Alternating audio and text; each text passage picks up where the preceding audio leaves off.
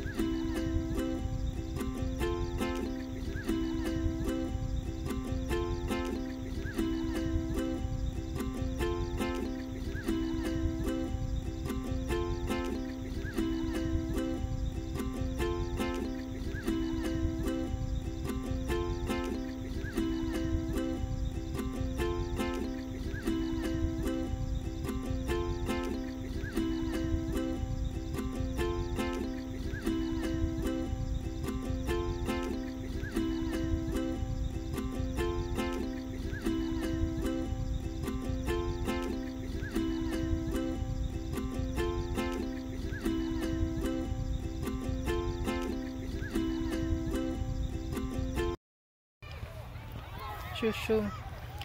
Shushu. Nandito na pala kami ngayon sa Nara. So, ito yung pinunta namin. Yan. Flowers. Hana. What are you looking? So, ayan. Meron pa din doon. So, ayan. Nandito na kami. And, ano ba yan? Maraming tao. Ayan. Maraming taong nagpipicture doon. Tapos marami ding mga aso dito. Sobrang cute ng mga aso nila kasi iba't ibang breed. And ngayon naglalakad lang kami kasi naghanap kami ng spot kung saan ako pwede magpa-picture pero so dito siguro later. Yan, ito yung mga bulaklak. Autumn na kasi ngayon. Meron ding dyan, prenup. Yan, nag-prenup dyan. Tapos yung kapatid din kami, ang daming tao. Ayan, meron ding mga aso doon na pinapala. 19 degrees pa lang ngayon dito. Si Kayo, naka-t-shirt lang. Sabi ko sa kanya, mag-jacket siya or magdala siya ng jacket just in case na sobrang lamig. Ngayon, sobrang lamig. Naka-ano na nga ako naka-jacket. Naka-jacket na nga ako. Nilalamig pa rin ako. Kasi 19 degrees ngayon dito. Are you not feeling cold? Daijobu. Kidding down sa kanya. Meron pa pala dito, oh. Ayan, hindi pa ganun siya nag-bloom. Compare dito kasi ito, mas naunang tinanim. So, ayan yung, bukid. Yan. So, hindi namin alam kung nasa na yung kapatid ni Kayo. Iniwan lang namin doon. Naidala kasi siyang, ukulele. hindi, pero wala kami narinig na nag-gigitar siya. Pero nandun lang yun. Magme-message naman yun mamaya pag ano. Ito, malaki actually itong park na to. Ayan, meron pa doon. Just a few flowers here. Yeah, just a few flowers. It's not fully bloom yet. So ayan, doon, sobrang, yan, daming tao doon. Marami pang dumadating. Pero dito, yan, maraming nagpipicture.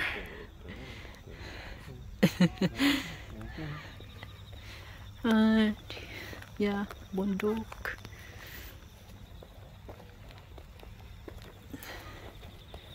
The train station is just there.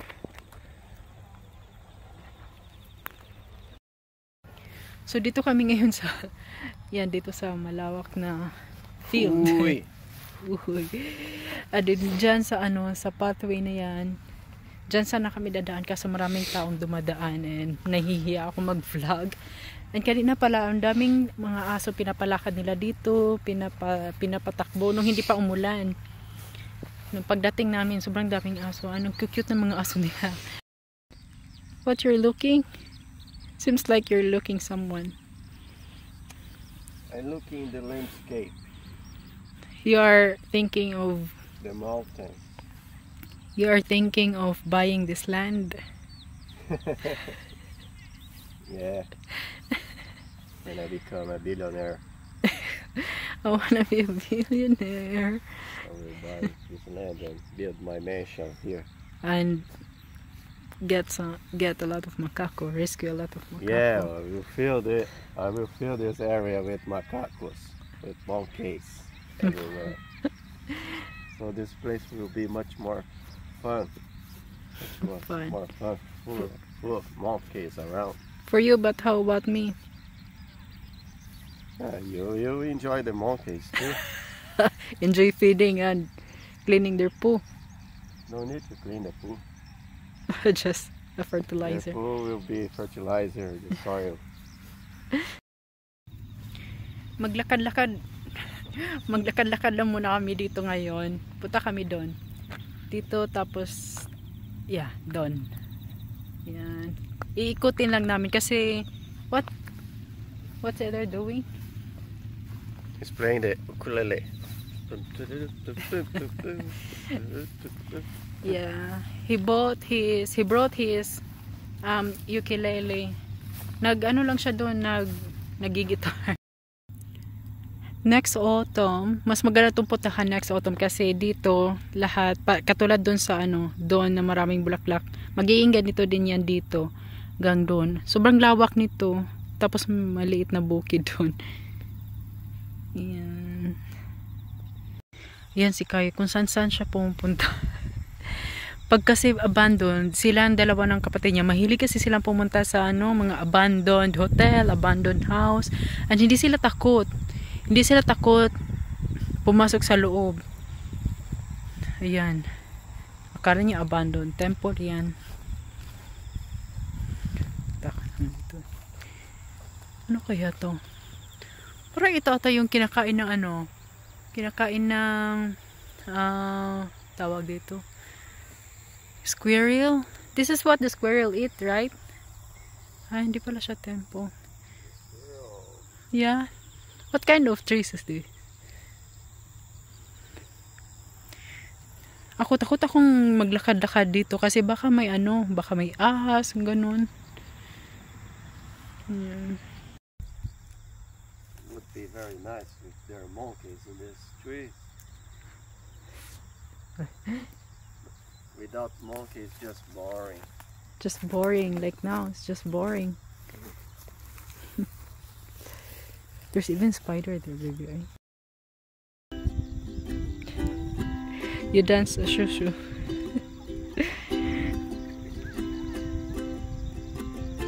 Ayan yung dala niyang guitar, ukulele. Is that new?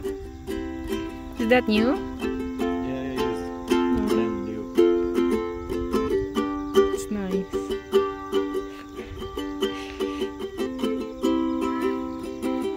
That's your own version or your own what do you call that?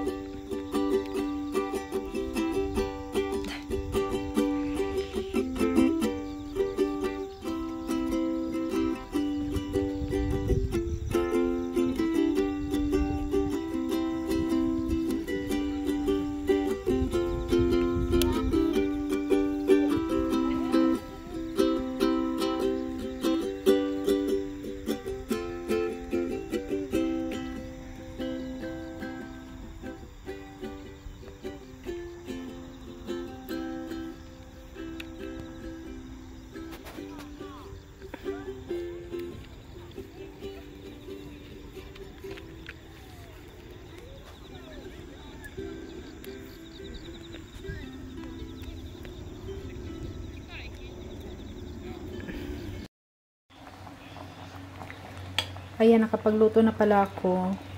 Ito yung ginataan na kalabasa na may hipon. Nilagyan ko ng mushroom tsaka repolyo. Tapos kalabasa at talong. Pagkadating pala namin ng bahay, nagluto agad ako kasi mula Nara, pagdating namin dito sa Kinukawa, nagtry kami pumunta ng Matsugem para bumili ng bento na lang para hindi na ako magluto. So ngayon, nung pumunta kami dito, nung dumating kami doon, wala nang bento na naubos na lahat. So, kaya sabi ko kayo, magluluto na lang ako kasi mabilisan lang namang luto. Hindi ko na kailangan kuluan pa ng matagal. Kaya pagkadating namin dito, luto agad ako. Hindi pala maganda yung panahon today, kaya pero okay lang kasi doon sa park, mga bulak lang naman yung mga bulaklak lang yung nandun and wala masyadong mapapasyalan. Lakad-lakad lang. And pumunta kami sa mga supermarket, sa mga shops. May nabili ako. Nakabili ako ng bag. Teka lang. Ayan. Ito. Nabili ko to. Ano siya, yung original price niya, ano lang yan siya, second hand, and original price niya is 550. Pero nabayaran ko 227 something. 227 or 237. So ayan, tapos na nag-init. Tapos na yung si Kayo nandito. Uy, it's it na. Ayan, busy na naman siya sa laro niya. Bumili din siya ng game niya dun sa House of. Yeah, he bought a game in House of. What's in my bag? Hard off. Hard off. It's House of. It's it na. We're not hungry. Shusho, come here na. The food is waiting. Yan ang isa sa hindi gusto sa kanya. Pag oras na ng kainan, masimuno pa niya yung And ito, first time ko niluto to dito pala. Kasi nakita to ni Kayo sa Facebook ng newsfeed ng tita ko. Nakala niya yung tita ko nagluto. Tapos, sabi ko sa niya, shared video lang. So, papatry natin sa kanya. If you use chair, your chair in the room. Why? Because it's taller and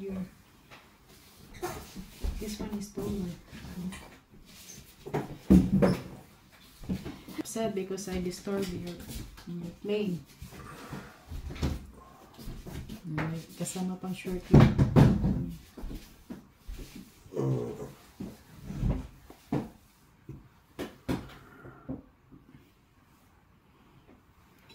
You try it first.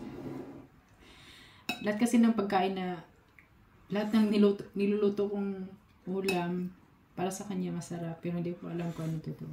I said that all the food that I cook for you, it's always good, but I don't know if it's really good. I'm just saying that because I'm vlogging, or you just don't want me to get spicy. Not really spicy.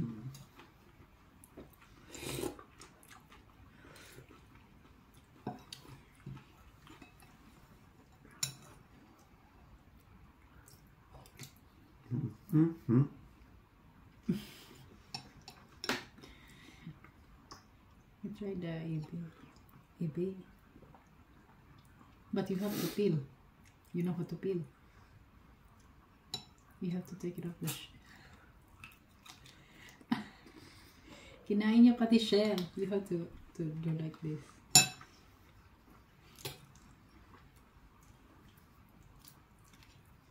Kinain niya pati balat ng ng hipon.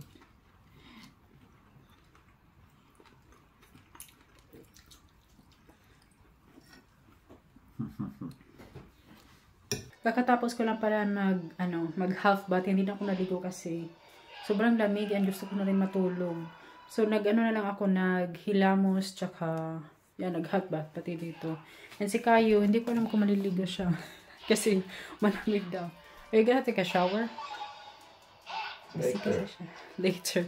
Pero hindi niya alam kung maliligo yan siya o hindi. Pero mamaya pa yan siya matutulog kasi mamaya madaling araw pa yan matulog kasi maglalaro pa. Busy pa sa paglalaro. Ano kasi, every start ng Saturday, Friday night, kaya madaling araw siya matutulog hanggang Saturday night. Pero pagka Friday night, hindi siya pwedeng hanggang madaling araw siya maglalaro kasi may pasok kinabukasan. So, yun lang yung time na pwede siya maglaro. So, ayan, kailangan ko na palang galit na yun isa. Galit na siya kasi natalo siya. Shushu, can you say goodnight without looking at the camera? Huh? You say goodnight. Good night. Just good night. Good night. Dinisturbo ko kasi siya. Ayaw niya magpa-disturbo. Good night, everyone.